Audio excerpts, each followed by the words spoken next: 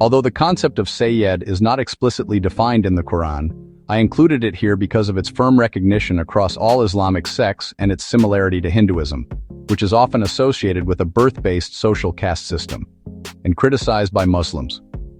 It's important to note that a caste system is not present in the Quran nor in the earliest Vedas. In both religions, it appears later as a socially accepted hierarchy based on birth.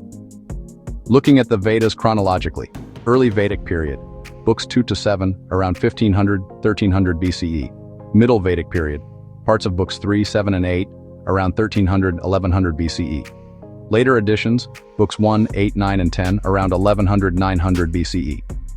The caste-related reference appears in Rig Veda 1090.12, in the 10th book, within the Purusa Sukta, roughly 500 years after the earliest Vedic hymns.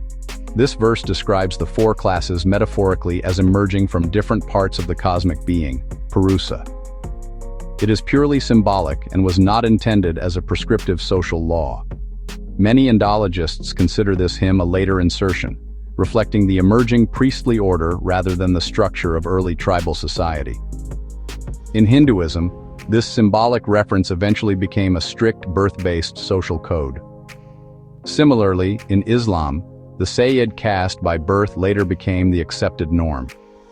By all standard sociological definitions, Sayyid functions as a caste. It represents a hereditary social category characterized inherited status, social hierarchy, and often a perception of spiritual or ancestral superiority, and sometimes restriction on marriages, all features commonly associated with caste systems.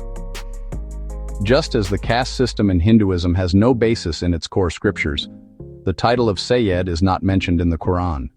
Instead, it emerged later through hadith, socio-political practices, and the preaching of certain caliphs, often supported by religious scholars, mullahs.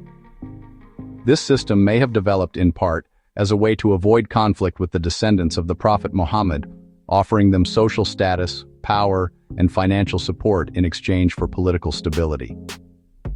So, it's not entirely fair for Muslims to point to the Hindu caste system as uniquely problematic, since a similar practice is being followed in Islam as well.